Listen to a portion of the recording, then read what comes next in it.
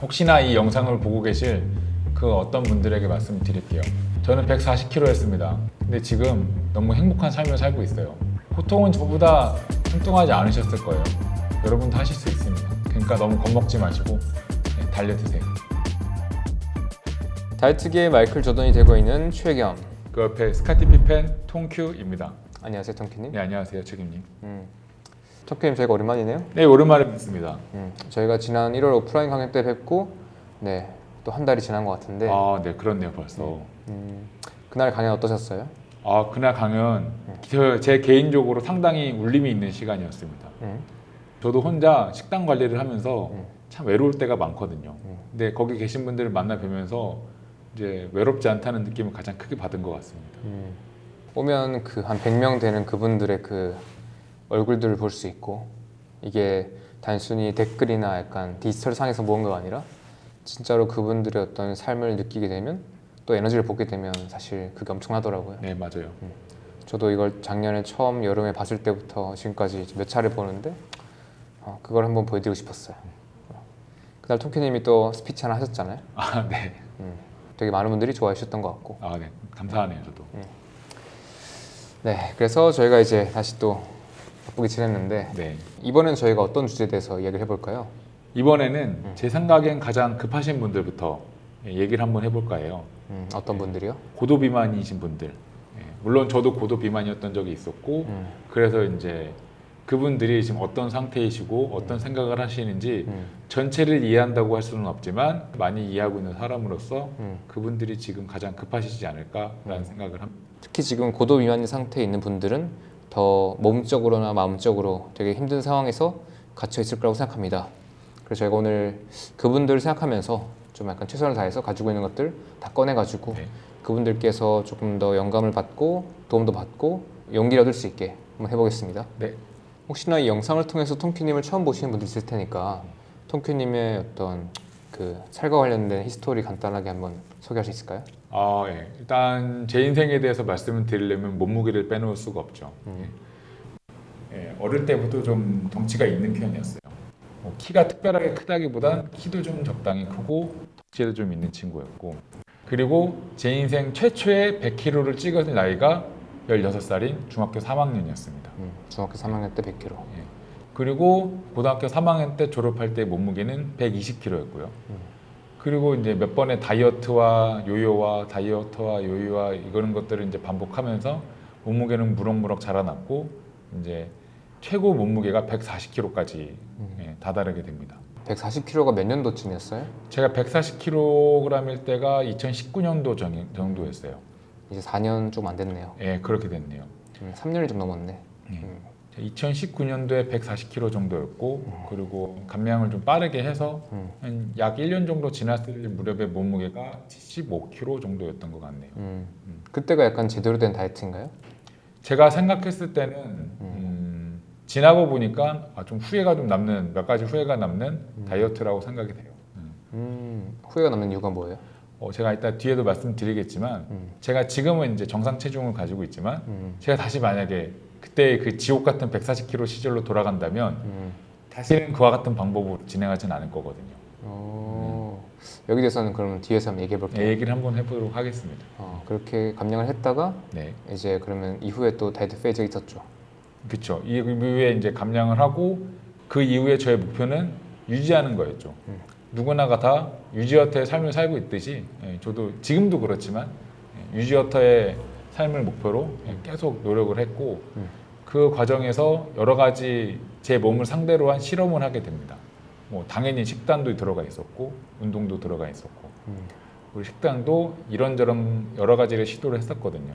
뭐 매크로라고 하는 이제 영양소를 칼같이 맞춰서 먹는 이제 식단도 당연히 했었고 그리고 이제 탄수화물을 양을 극도로 줄여보기도 했었고 그리고 아예 이제 식이섬유조차 섭취하지 않는 나중에 한번 말할 기회가 있으면 말씀드릴 그 카니보 식단이라는 식단도 했었고 이후에 또 여러 가지 다양한 식단을 이제 시도를 하고 연구를 하고 제 몸 상대로 실험을 했었죠. 그리고 나서 이제 생각하고 보면은 내가 그때 당시 140kg일 때 다시 지금 만약에 감량을 한다면 이런 방법을 쓰면 되겠구나라고 하는 어느 정도 저만의 생각이 생겼습니다. 오늘 거기에 대해서 이제 네, 말씀을 한번 드리겠네요. 네, 한번 말씀드리도록 하겠습니다. 텅크님께서 고도비만에서 나오실 때 두 가지 단계의 어떤 다이어트가 있었는데 네. 지금 그것을 어떻게 했는지를 한번 소개해 보는 건 어떨까요? 네. 식단은 무조건 조금 먹었습니다. 음. 최대한 조금 먹으려고 노력을 했어요. 누구나가 다 그렇듯이. 예를 들면 저는 직장인이었는데 아침에 일어나면 아침은 패스하고 보통 아침 배가 안 고플 때가 많으니까 아침은 패스하고 점심에 고구마 한 개, 닭가슴살 한 조각 아니면 뭐 고구마 한 개에다가 두부 반모 이런 식으로 간단히 먹고 그리고 저녁은 집에 와서 똑같은 식사를 하던가 아니면 채소 같은 거를 기름에 볶아서 이렇게 먹었습니다. 탄수화물 어쨌든 줄였던 거죠 그걸로. 그렇게 하고 하루에 한 끼나 두 끼만 이렇게 먹고 가끔 계란으로 이제 계란 한두 개로 식사를 이제 대체하고 이렇게 되게 낮은 열량을 이제 섭취만 계속 했었죠. 그렇게 하고 일주일에 한 두 번 정도 이제 사회 활동은 거의 최대한 배제했지만 그래도 어쩔 수 없이 이제 연애도 했어야 됐고 또 뭐도 했어야 됐으니까 일주일에 한 두 끼 정도 평일에 한 끼, 주말에 한 끼 정도 일반 식사를 했어요. 흔히들 뭐 파스타라든가 떡볶이라든가 고기 같은 거를 먹는데 이거는 먹는 게 아닌 먹는 거 있잖아요. 거의 뭐 자리에 참석에 의의를 두는 거의 극소량만 먹고 최대한 안 먹으려고 노력하는 배부르게 먹었던 적은 없었던 것 같아요. 그렇게 해서 버텼죠 식단을. 그냥 굶는 경우도 많았어요. 뭐 가능하면 뭐 24시간, 36시간 저는 지금 표현을 굶는다고 표현을 했잖아요. 단식이랑은 달라요. 제가 생각하는 굶는 것과 단식은 다릅니다. 굶는 거는 계획 없이 굶는 거를 굶는다고 얘기하고 단식은 선행되는 계획이 필요한 거고 이후에 충분한 보식이나 뒤에 관리가 필요한 게 이제 단식입니다. 그래서 전 단식이랑 굶는다는 걸 이제 나눠서 표현하고 있는데 그때 당시에 저는 굶었어요. 그냥 바쁘거나 무슨 일이 있어서 안 먹을 수 있으면 안 먹었고 배고픈 거를 최대한 찾아다녔어요. 고통스러워야 살이 빠졌다는 걸 알고 있었기 때문에 그때도 몸무게 매일매일 재고 있었고 이렇게 해서 몸무게를 최대한 낮췄습니다. 그리고 더 많이 물어보시는 것 중 하나가 운동을 어떻게 했냐 이렇게 물어보시는데 운동 사실 말씀드리면 초반에는 홈트라는 거를 했어요. 그때 당시에 이제 코비드 사태였기 때문에 집에서 이제 맨몸 스쿼트나 이런 근력 운동들을 했었으나 좀 지나니 운동을 할 수가 없는 상태였습니다. 왜냐하면 몸에 에너지가 상당히 떨어져 있고 몸의 대사가 제대로 이루어지고 있지 않았기 때문에 집에 솔직히 말씀드리면 집에서 운동커녕 헐떡헐떡거리면서 누워있기도 바빴어요. 아무것도 할 수 없는 상태니까 빨리 잠이 오길 바라고 예, 잠이 오면 정신은 이제 없으니까 배라도 안 고프니까 그렇게 해서 운동은 거의 못했고 그리고 어느 정도 감량을 해서 과체중 정도 됐을 때부터 제대로 된 운동을 시작했던 것 같아요. 과체중이라는 게 몇 킬로쯤 했어요? 95kg 내외였던 것 같습니다. 첫 다이어트 페이지에 약간 초반에는 전형적인 약간 뭐 고단백 그리고 뭐 저지방, 저칼로리 고단백, 식단. 저칼로리. 첫 끼는 안 먹었고 네, 점심과 저녁만 먹었다. 네 점심과 저녁만 먹고 음식의 종류는 어땠는데요? 음식의 종류는 최대한 간단하게 먹었습니다. 뭐 제가 체계적인 그런 공부를 했었던 건 아니었던 시즌이라 흔히들 다이어트 식단이라고 하는 닭고야라고 하죠. 닭가슴살, 고구마, 야채 네, 이것만 최대한 먹으려고 했었고 최대한 조금 먹으려고 노력을 했습니다. 어쨌든 그렇게 하니까 몸에 필요한 어떤 재료가 모자라서 그쵸. 연료도 모자라지만 몸에 뭔가를 합성할 때 필요한 물질도 모자라니까 네, 몸의 컨디션이 떨어지고 그냥 컨디션 상당히 안 좋죠. 기력이 없고 네, 몸에 있는 지방도 잘 못 꺼내쓰고 있었을 가능성도 클 것 같고 네 맞아요. 어쨌든 살이 빠지긴 했으니까 뭔가 있어 보이긴 하지만 몸 안의 상태는 좋지 않았다. 그렇죠. 제가 지금 그때 당시 찍어놨던 제 몸을 찍은 사진이나 영상 자료가 있거든요. 제 몸을 체크하기 위해서. 제가 봐도 지금보다 좀 살은 없지만 이뻐 보이지가 않아요. 되게 기아 같은 느낌 있죠. 뼈만 앙상한 그런 느낌이었습니다. 어쨌든 그렇게 해서 과체중까지 갔다. 네, 그렇죠. 그 뒤엔 어떻게 됐어요? 그 뒤에는 이제 제가 식단을 기록을 하기 시작한 시점인 것 같아요. 그때부터 기록을 시작했다. 네. 저는 식단 기록을 왜 했냐면 많이 먹고 싶어서 기록을 했습니다. 최대한 내 몸이 살찌지 않는 음식의 양이 어느 정도인지 알고 싶었고 그래서 배고픈 것도 지겨웠고 배고프고 싶지 않았거든요. 그래서 이제 기록을 하면서 운동도 같이 했고 이러다 보니 제가 알고 있었던 기록을 하면서 알게 된 거는 제가 알고 있었던 그런 법칙들이 많이 다르다는 걸 느꼈어요. 어떤 게 달랐어요? 제가 이때까지 알고 있었던 이제 흔히 생물 시간에 배웠던 네. 바이오 시간에 배웠던 이제 그 이론에 따르면은 사람의 몸은 이제 기본적으로 기초 대사량이란 게 있고 뭐 소화 대사량이란 게 있고 활동 대사량 여러 가지 대사량들이 있어서 네. 이 대사량을 다 합치게 되면은 이제 내가 쓴 에너지가 나오고 내가 쓴 에너지보다 먹은 에너지가 많으면 살이 빠지고 적으면 살이 찌고 네. 이렇게 된다고 배웠거든요. 그래서 그러면 나는 내 키에 내 몸무게에 내 근육량에 맞는 이제 기본적인 대사량이 나와 있기 때문에 그렇죠. 베네딕트 공식에 여러 가지 공식도 있잖아요. 대사량이 나와 있기 때문에 요거만큼만 먹으면 내가 살이 안 찌겠구나 라고 생각을 하고 최대한 많이 먹으려고 노력을 했어요. 전통 다이어터의 최대 실수 중 하나죠. 네, 그렇죠. 대사량이 어떤 숫자가 고정돼 있을 거라고 가정하는 거. 맞아요. 사람을 기계처럼 생각하는 네, 사람은 기계가 아니거든요. 신기하다. 이 말을 지난주에 인터뷰했던 김지훈님께서 똑같은 말을 했거든요. 생각이 깊으신 겁니다.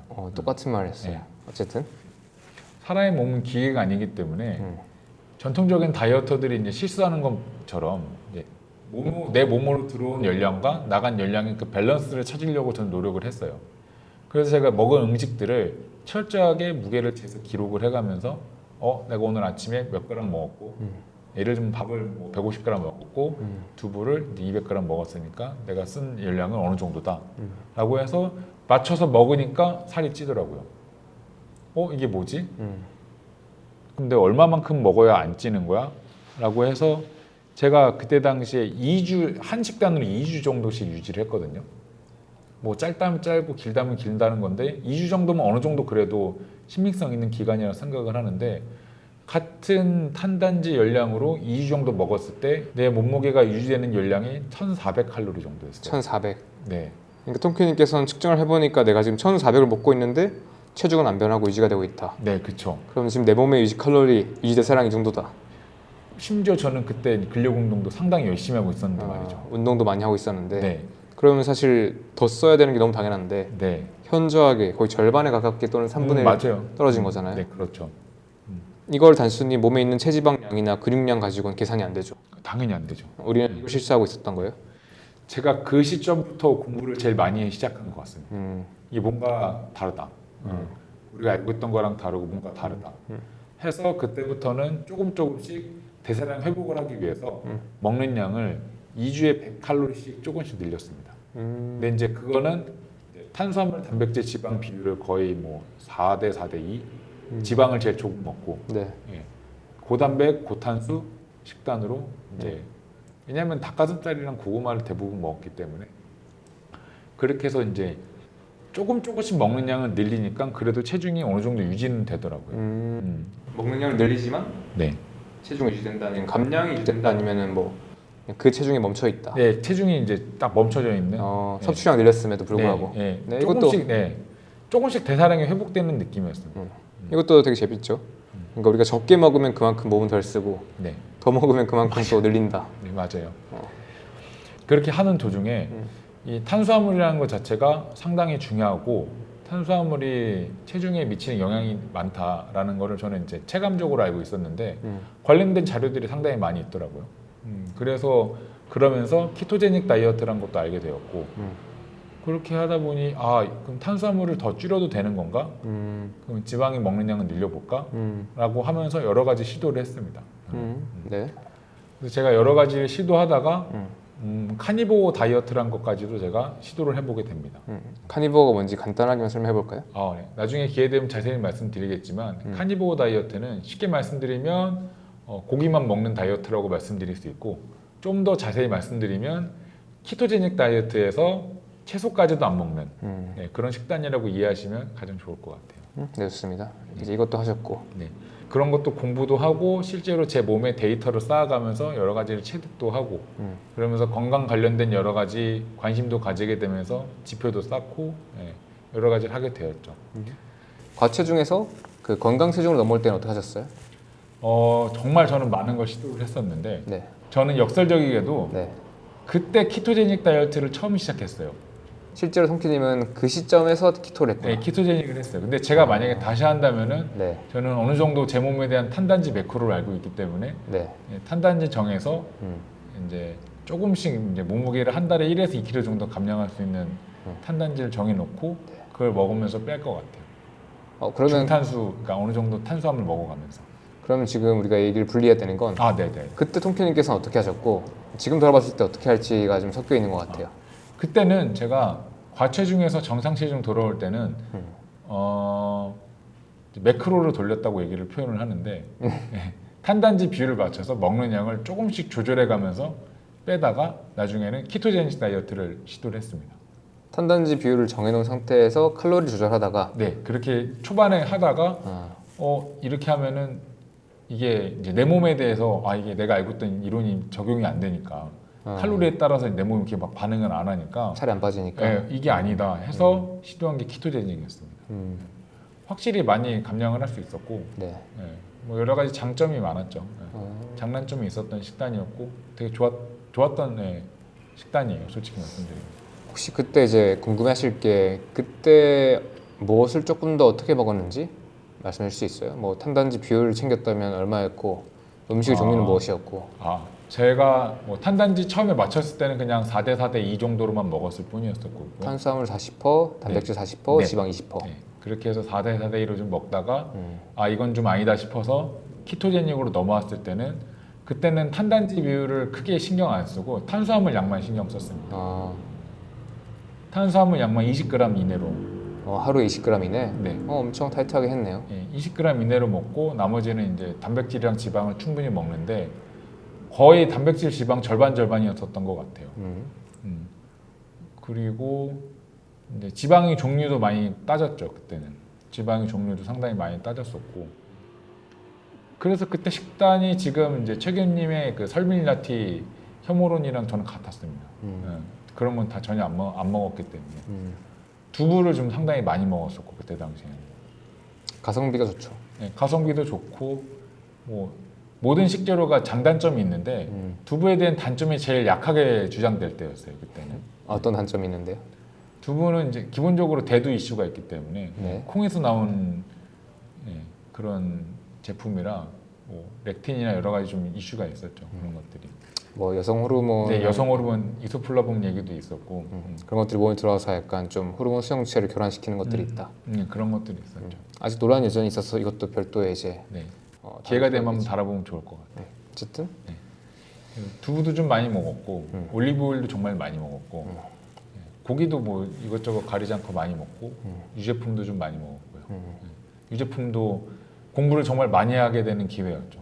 유제품이 다 똑같은 게 아니구나. 치즈가 아니네. 이런 걸 알게 되는. 또 궁금해하실 것 같은데 어떤 내용인지? 짧게 말씀드릴게요. 유제품은 나중에 또 다룰 겁니다. 네, 유제품은 비싼 게 좋은 겁니다. 비싼 게 좋은 겁니다. 왜요? 왜냐하면 유제품은 싸게 만들려고 하는 여러 가지 식품공학들이 대부분 건강을 해치는 식품공학들이에요. 그래서 역설적으로 맛있어 보이는 치즈가 좀 싸구려 치즈고. 뭐 이건 통큐님의 일단은 지금의 가설이기 때문에 나중에 또 기회가 나중에 되면 한번 말씀드리고. 유제품 이슈는 꼭 다루겠습니다. 진짜 정말 꼭 말씀드리고 싶어요. 자, 그리고 유제품 넘어가서 그런 유제품도 좀 많이 먹었고 이제 그렇게 먹다가 제 고민 중에 하나가 좀 몸에 무기력함이 좀 많았었고. 그 당시에? 무기력함도 좀 많았고 손발이 좀 많이 찼었고. 여전히 대사가 좀 좋지 않았네요. 대사가 좀 낮은 편이었죠. 그래서 이걸 어떻게 해결할까 여러 가지 고민을 했었죠. 그러다가 탄수화물 먹는 양을 조금 늘리고 그러면서 운동 퍼포먼스가 좋아지는 것도 느끼면서. 몇 킬로쯤이었어요 이때가? 그때가 한 72kg. 거의 뭐 다 왔을 때였네요. 정말 낮을 때였고 그때부터 먹는 양을 조금씩 늘리면서 이제 일반 사람들과의 삶을 같이 하기 위해서 노력을 많이 했죠. 오케이. 그럼 이렇게 해가지고 결국에는 정상 체중까지, 건강 체중까지 왔고 여기서부터 좀 뭔가 유지를 하고 있는데 좀 대사가 떨어지는 것 같아서 다시 좀 섭취량을 뭐 칼로리나 탄수화물 좀 늘렸다. 이게 페이즈 1. 이게 첫 번째 다이어트 기간이죠. 이게 페이즈 한 2 정도 될 것 아, 같아요. 이게 2예요? 네. 네. 오케이. 자, 그럼 여기까지가 톰큐님이 이제 과거에 고도비만에서 지금까지 오는 여정에서의 다이어트의 어떤 핵심이었으면, 만약 지금까지 공부하고 경험한 걸 바탕으로 다시 140kg인 때 돌아간다면 어떻게 할까요? 그 지옥 같은 140kg 시절은 정말 돌아가고 싶지 않은데 만약에 제가 돌아간다 네. 하면은 저는 시작은 첫 번째 목표 무조건 과체중으로 빨리 조립한다. 그거기 때문에 네. 저는 키토제닉 다이어트를 할 것 같습니다. 키토. 네. 그리고 자연스럽게 따라오는 간헐적 단식을 할 것 같아요. 운동은 산책 정도 하고 너무 무리한 운동을 하지 않을 것 같습니다. 왜요? 다이어트가 재미없어져요. 너무 힘들고 그러면 재미없어지고, 그때 당시에 제 식욕과 의지력이면 자기 합리화를 많이 할 것 같습니다. 제일 많이 하는 얘기 있잖아요. 운동했으니까 먹어도 돼. 그거 할 것 같아요. 그래서 저는 그때는 굳이 운동을 안 할 것 같습니다. 운동은 가벼운 산책을 통해서 약간 네. 대사를 약간 풀어주는 정도. 네, 그 정도 하고 최대한 의지를 다지겠습니다. 식단으로 의지를 다질 것 같습니다. 식단에 집중한다. 네. 그럼 좀 자세히 얘기하면 어떻게 할까요? 뭐 단식이랑 이런 것들, 저탄수도 약간 각자 다양해서. 일단 외부 약속 다 철회하고 고도 비만일 때는 뭐 그런 여유가 없습니다. 그때는 최대한 빨리 벗어나야 되는 시즌이기 때문에 일단 아침을 안 먹는 게 가장 좋으니까 아침은 그냥 안 먹을 것 같고요. 네. 점심 저녁은 먹는데 점심에는 뭐 집에서 식사를 할 수 있다고 하면은 뭐 잎채소를 이제 듬뿍 먹고, 거기 올리브 오일 많이 뿌려서 먹고, 그리고 이제 고기도 최대한 삶아서 먹고. 예. 저는 구워 먹는 것보다는 삶거나 쪄 먹는 거 선호하기 때문에 삶아서 먹고, 올리브 오일 좀 충분히 먹어주고, 가끔 치즈랑 버터 좀 먹어주면서 적정량으로 먹어가면서 대사량 지켜가면서 다이어트 할 것 같고요. 저녁에는 좀 간편하게 먹을 것 같아요. 저녁에도 뭐 치즈나 계란이나 이런 걸로 간편하게 먹고, 그리고 최대한 이제 공복 시간을 길게 가져가려고 노력할 것 같습니다. 단순화시키는 게 좋은 것 같아요. 단식은요? 단식은 분명히 이제 치트키처럼 정체기가 찾아옵니다. 저는 정체기 때 각 잡고 이제 단식할 것 같아요.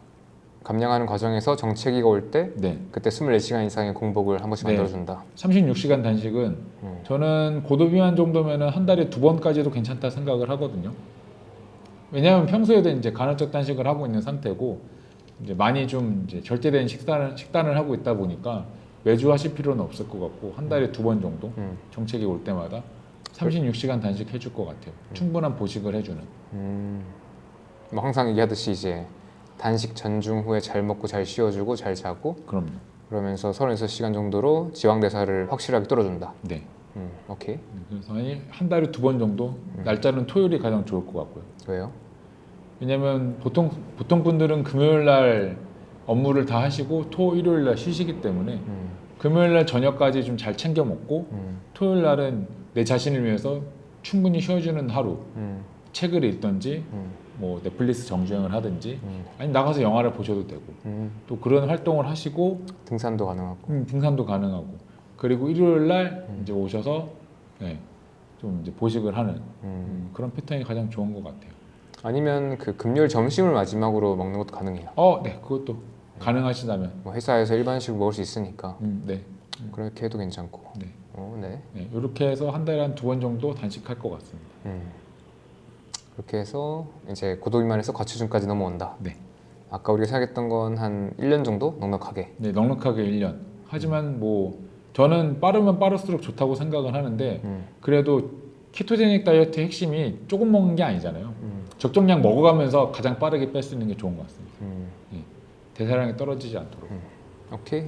그렇게 하면서 과체중 넘어왔어요. 네. 어떻게 하나요? 과체중에 넘어오면은 이제 어느 정도 탄수화물을 먹어주면서 좋은 탄수화물 먹어주면서 간헐적 단식을 적용시킬 것 같고, 좋은 탄수화물 어떤 거예요?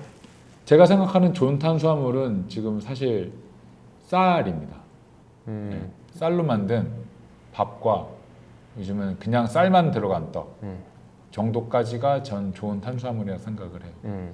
그래서 좋은 탄수화물 중심으로 네. 조금 늘려본다. 네, 제가 이제 과체중에서 이제 건강 체중까지 간다고 하면은 이제 탄수화물량을 좀 늘리고 네. 그리고 운동을 병행하면서 네. 예, 할 것 같아요. 근력 운동 병행하면서 음. 이제 저는 제 몸에 맞는 탄단지랑 먹는 양 정도는 알고 있기 때문에 모르시는 분들은 이제 테스트 해가면서 뭐 하시는 거 어렵진 않으니까. 근데 보통 이제 많은 분들이 좀 정해주기를 원하거든요.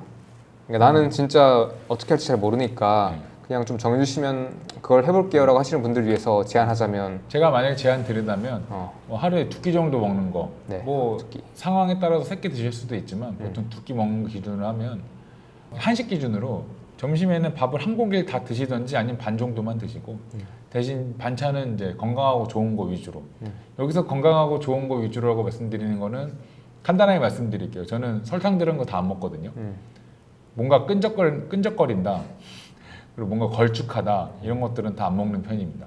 그래서 설탕 들은 게 아닌 양념이 없는 그런 반찬들을 좀 자주 많이 드시고 그리고 건강한 단백질과 건강한 지방 드시도록 하고 저녁에는 점심에 탄수화물 좀 드셨으면 밥을 한 공기 다 드셨으면 안 드시거나 반이나 반의 반만 드시거나 혹은 그냥 반 그릇 정도 이렇게 드시는 걸로 해서 하루에 밥은 한 그릇에서 두 그릇 사이 총 합쳐서 네, 총 합쳐서 그 나눠 드신다 생각 그 정도는 드시면 될 것 같고 예. 그리고 단백질도 너무 단백질에 너무 연연하실 필요는 없습니다. 단백질도 사람에 따라서 몸에 받는 양이 다르기 때문에 네. 뭐 적정하게 한 끼에 이제 원물 기준으로 200g 내외, 뭐 100g도 괜찮고요. 아, 이 포인트를 또 짚어야 되는 게 그 원물 기준이라고 말씀드린 거는 그 단백질이 들어있는 식품 전체의 중량을 얘기하는 거예요. 네, 그렇죠. 예를 들면 닭가슴살의 중량을 얘기하는 거죠. 네, 맞아요. 네. 근데 거기 안에 있는 단백질의 양은 또 한 3분의 1 네, 또는 4분의 3, 4분의 1 정도 될 겁니다. 네. 그렇게 또 작아지니까 네, 그러니까 실제 단백질 함량 얘기가 아닙니다. 네, 그렇죠. 맞죠? 뭐 보디빌딩이나 이제 헬스 트레이너한테 교육 받으신 분들께서는 이제 단백질에 대해서 어느 정도 개념은 요즘에 있으시더라고. 그래서 자기 체중 곱하기 몇 퍼센트 몇 g을 먹어야 되고 이렇게 네. 알고 계시는데 그렇게 말씀드리자면 저는 요즘 제 체중의 2배 정도 되는 한 150에서 200g 사이의 단백질을 먹는 편이에요. 많이 먹는 편이에요, 저는. 원물 기준이 아니라 단백질 함량 네, 단백질 기준으로. 함량 기준으로. 많이 드시네요. 네, 많이 먹는 편이고 운동도 많이 하고 있으니까 그렇죠. 네, 운동도 좀 하고 있기 때문에 이렇게 먹는 편이고 닭가슴살 기준으로 말씀드리면은 한 500에서 600g. 네, 조금 먹는 편은 아닙니다, 저는. 여기서 좀 첨언하자면 이제 저는 개인적으로는 약간 이렇게 영양소 계산을 할 때 첫 번째 이 영양소 계산 자체는 크게 정확할 수가 없다 정확할 수 없죠. 라는 걸 전제한 상태에서 네. 그래도 할 수 있다면 제일 먼저 할 수 있는 것들은 탄수화물과 단백질 섭취량을 좀 정해보는 건데 네. 굳이 먼저 해보자면 단백질 섭취량은 체중 숫자의 한 1, 2배 사이에서 네, 네. 왔다 갔다 할 것이다. 네. 그런데 각자의 그 생활 습관이 무엇이냐, 운동을 하느냐, 운동은 또 얼마나 하느냐에 따라서 다를 수밖에 없는 것 같아요. 그렇죠. 사람마다 다른 거고 목적에 따라 다르기 때문에. 왜냐면 제가 댓글로도 메일로도 많이 질문하는 게 체중의 1배에서 2배라고 하면 어떤 분들이 자꾸 이렇게 질문하세요. 저는 2배 못 먹어요. 근데 다시 강조하자면 1배에서 2배라는 말은 체중 곱하기 1도 괜찮다는 거예요. 그러니까 2배를 먹어야 한다가 아니라 그 2배까지 먹을 수도 있다 정도. 그리고 보통 체중의 2배까지 필요하거나 또는 체중의 1.6배 정도 필요하시는 분들은 운동을 많이 하시는 분들. 근데 또 단순히 운동을 많이 한다가 아니라 몸에 진짜 약간 부하를 주면서 근육 성장을 자극시킬 수 있는 운동을 많이 하시는 분들 기준으로 체중의 1.6배에서 2배까지 먹으면 부족함이 없다 정도지. 일반적인 운동 초보자분들이나 지금 뭐 운동을 안 하는 분들 경우에는 사실 뭐 1.5배까지도 필요 없을 가능성이 높습니다. 네, 보통은 그렇고 너무 단백질에 집착하실 필요는 없을 것 같아요. 네. 제가 좀 더 이제 편하게 이제 저 같은 경우는 이제 타이트하게 식단을 관리하니까 이렇게 할 수 있지만 일반인 분들은 이렇게 하는 게 좀 어렵다면 네. 탄수화물 양은 이제 넘지 않도록 조심하도록 하시고 과하지 않도록. 예. 그리고 단백질은 최대한 찾아 먹으려고 노력하시고 네. 지방은 깨끗한 걸 먹으려고 노력하시면 돼요. 좋아요. 예. 요약해보자면 그러니까 탄수화물은 이제 네. 적정량 먹을 넘지 않도록 과하지 않도록. 과하지 않도록 먹는 게 중요한 거고요. 단백질은 찾아 먹는 게 중요하고 지방은 좋은 걸 먹으려고 노력하셔야 돼요.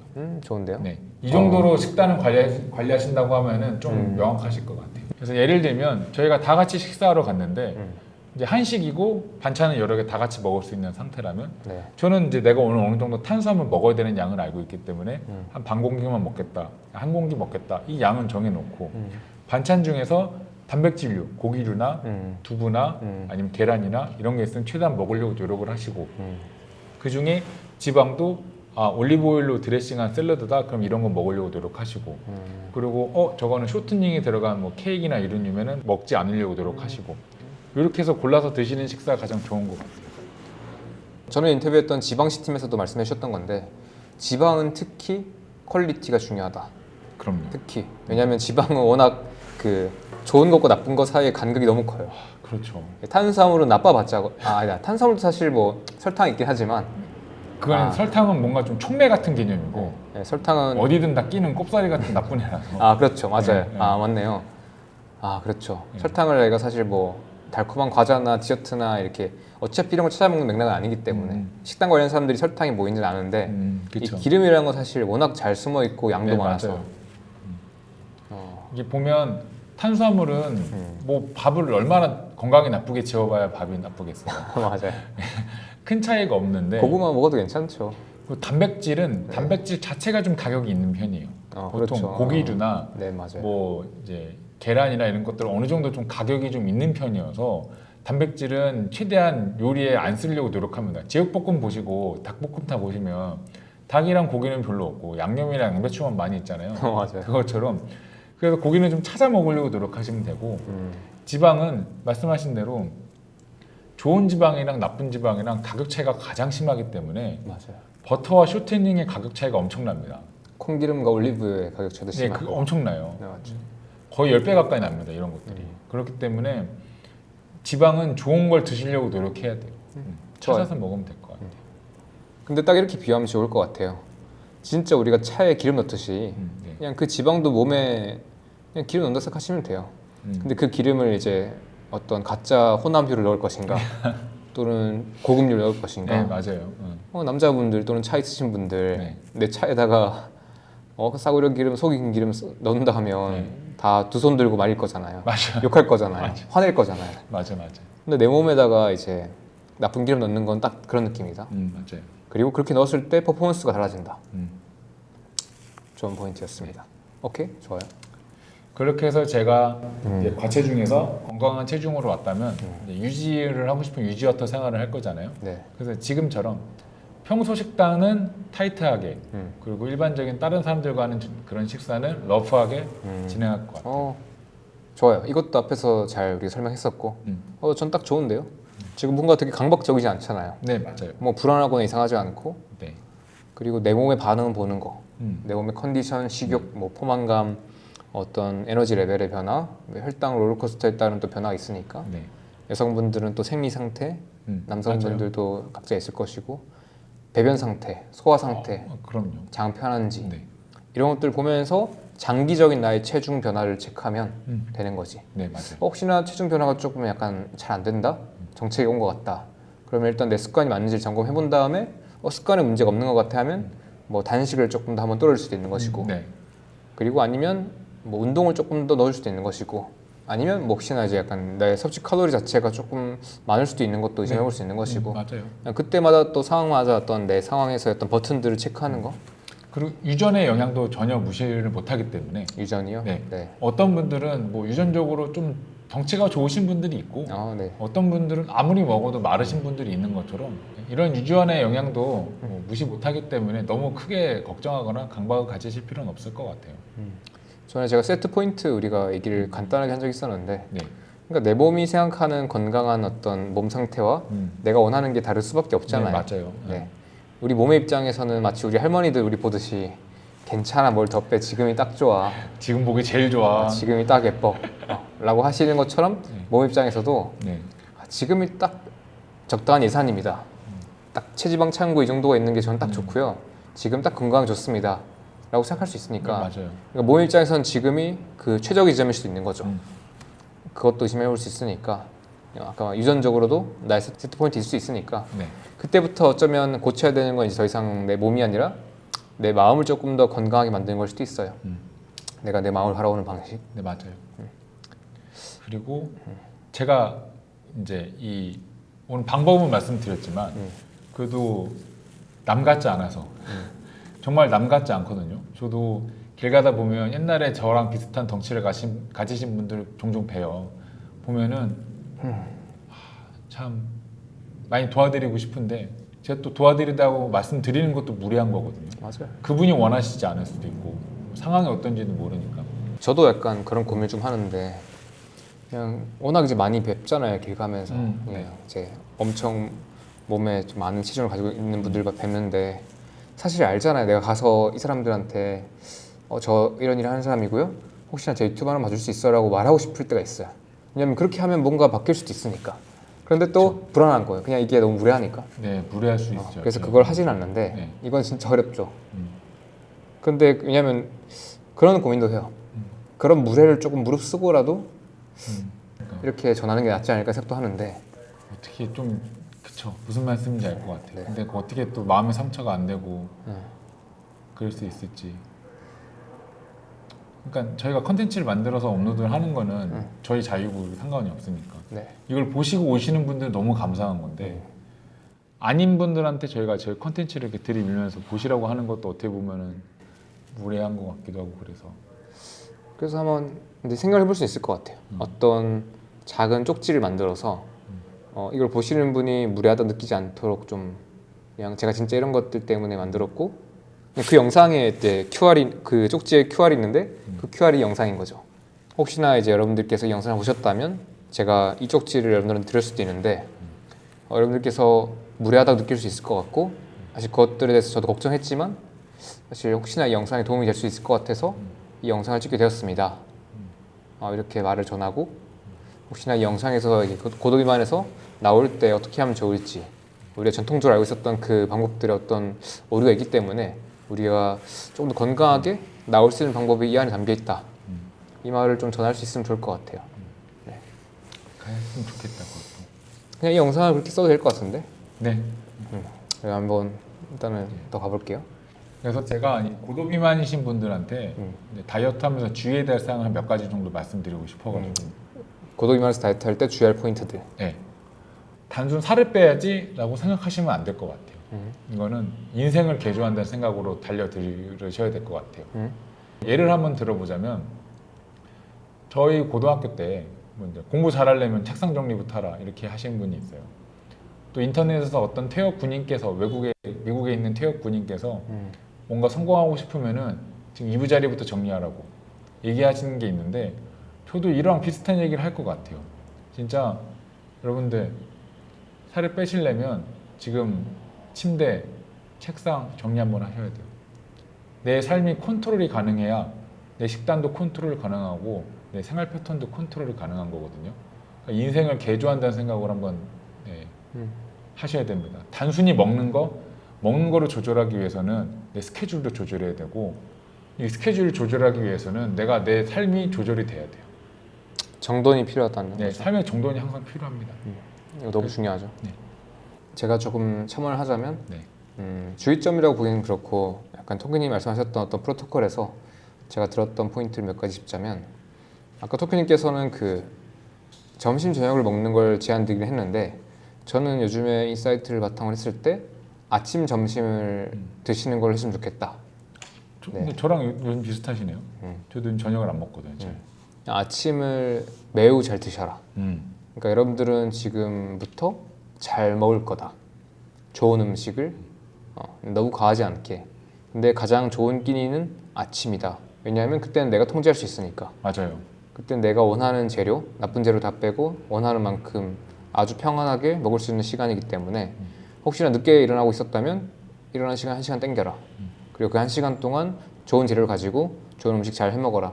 내 몸을 위해서 충분한 에너지를 넣어주는 거죠.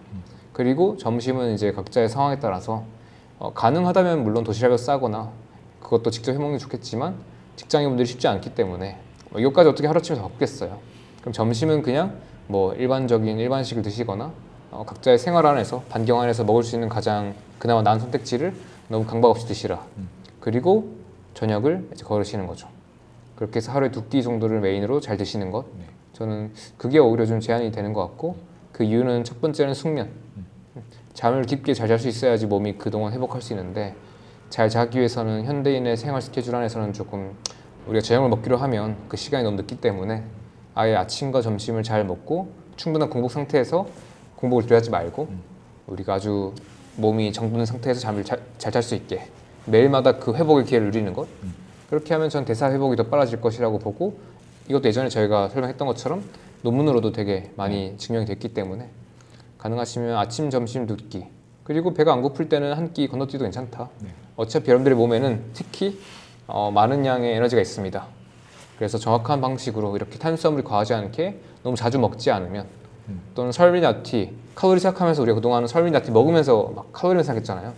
그런 대사를 망치는 물질을 충분하게 제한해주면 여러분들의 몸은 충분히 그때 몸에 있는 지방을 잘 꺼내가지고 이 체지방 창고에 있는 그 통장 잔고를 막 펑펑펑 쓸 것이다.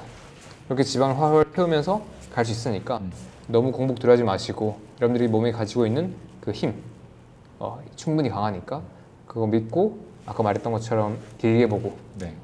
3개월, 6개월 아니라 1년 동안 내 삶 전반부터 고치면서 나아간다. 이렇게 말씀할 수 있을 것 같고 또 좋았던 포인트가 저는 사람 만나는 거 지금 하지 마라. 사실 뭐 당뇨 있으신 분들, 심혈관 약 드시고 계신 분들, 뭐 고혈압, 고지혈증 또는 뭐 고도혈인 분들 저한테 이렇게 말하거든요. 뭐 약속이 있어서 이거 어떻게 해요 이러는데 그거 진짜 이상한 생각인 거예요. 지금 내 몸이 이렇게 지금 엉망이고 내가 지금 약 먹고 있는데 그때 지금 내가 누군가를 만날지 말지 고민하고 있는 게 이미 이게 약간 어쩌면 문제 원인을 보여줄 수 있는 거예요. 그러니까 지금 이 순간만이라도 여러분들이 몸이 지금 너무 소중하기 때문에 1년 동안 어디 가서 치료한다 생각하시고 그 기간 동안은 사실 사람들 만나는 거 제한해보시라. 그거 할 수 있는 거고 못하는 게 아니라 안 하는 거다. 그리고 지금 그걸 잘 해야지 우리가 1년 동안 잘 고치고 그 다음에 또 자유롭게 많이 볼 수 있는 건데 그리고 이런 걱정도 하실 거예요. 내가 지금 그 사람들을 안 만나면 관계가 흐트러질 거야. 그런데 저는 오히려 이 기회를, 이 기간을 인간관계를 정리하는 기간으로 잡기 딱 좋다. 왜냐면 내가 가장 밑바닥이고 힘들 때 내가 뭔가를 나를 위해서 뭔가를 고치고 있을 때 나를 기다려주고 응원해주는 사람들 그 사람들이 내가 앞으로 딱 챙겨야 할 사람들이거든요. 그러니까 다이어트 할 때 체지방만 보내는 게 아니라 불필요한 관계도 보내는 거죠. 네. 여기까지가 제가 좀 더 전하고 싶은 이야기. 옆에서 참견하시는 분들이 정말 많은데 예를 들면 어떤 것들. 야 먹으면서 빼야지 운동하면서 해야지 야 골고루 먹어야 된다 몸 넌 보기가 딱 좋다 제가 야 너 보기 딱 좋다라는 얘기를 120kg 때부터 들었어요. 120kg요? 120kg도 보기 좋았고 110kg도 보기 좋았고 100kg도 보기 좋았고 95kg도 보기 좋았어요. 네. 예, 항상 다 보기 좋다고 얘기를 해요 사람들이.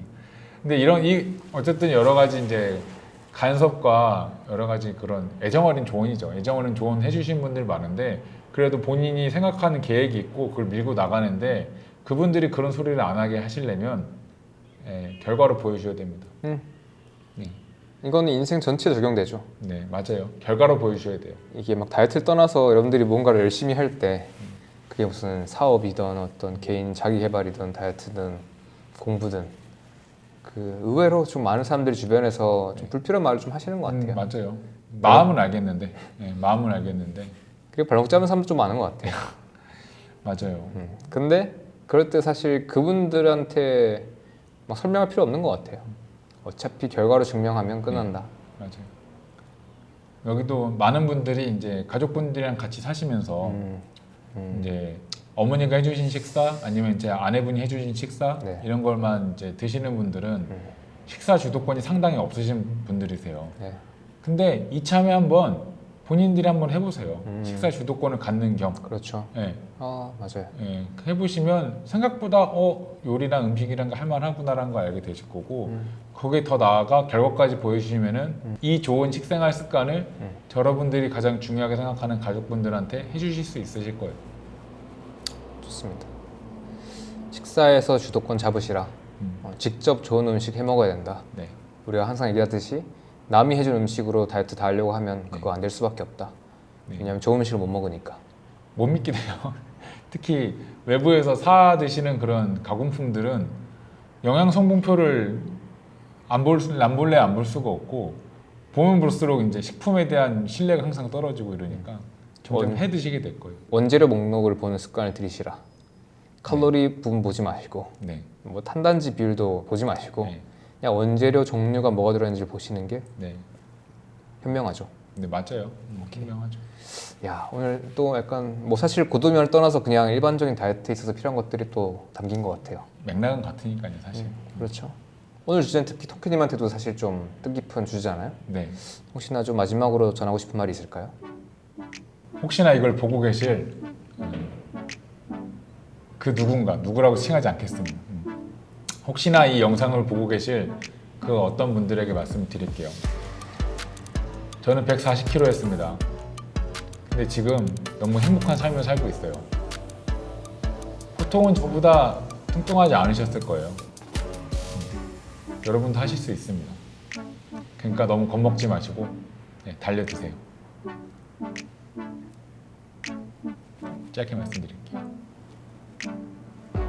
최겸님도 혹시 하실 말씀 없으실까요? 뭐 제가 유튜브에서 아무리 다이어트에 대해서 이런저런 이야기를 해도 전 여러분들께서 그 경험하고 계신 그 고통, 그 불안과 두려움들 그걸 경험하지 않았고 여러분들만큼 그걸 느끼지 못했어요. 여러분들이 느끼고 있는 그 감정 같은 건 다 진실일 것이고 맞는데 힘든 거 맞고 내가 할 수 있을까 생각할 게 맞을 텐데 그런데 약간 저는 지금 확신할 수 있는 건 너무나도 많은 구독자분들께서 그 상황에서 잘 나오셨어요. 그리고 저도 감사하게도 이 스타일스 다이어트라는 걸 공개하고 나서 되게 많은 분들이 또 잘 나오시는 것들을 저한테 메일로 주고 계시니까 여러분들도 그냥 나올 수 있어요. 그러니까 지금 힘든 거 사실이다 인정하시고 내 몸에 문제 있다 인정하시고 그런데 내가 이걸 고칠 힘도 있다는 걸 확신하시고 그렇게 하시면서 하루하루 천천히 딱 1년만 봅시다. 그래서 여러분들께서 지금 이 영상을 보신 그 순간부터 시작하셔가지고 1년 뒤에 2023년 말일 수도 있고 2024년일 수도 있고 또는 이후일 수도 있겠죠. 그때 여러분들께서 이 영상 댓글에다가 다른 거죠. 와, 통큐가 맞았네. 네, 통큐가 한 마리 맞았어. 진짜 좋구나. 아니면 통큐님이 이제 3월에 결혼하시잖아요. 네. 겸님, 통큐님 저 결혼합니다. 이런 거죠. 그런 건 좋겠습니다.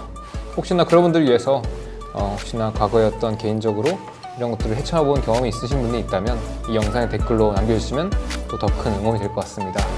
댓글 꼭 확인해 주시고요. 이 주제는 여기까지 할게요. 네. 지금까지 다이어트계의 마이클 조던이 되고 있는 최겸 그 옆에 스카트 피펜 통큐였습니다. 감사합니다. 감사합니다.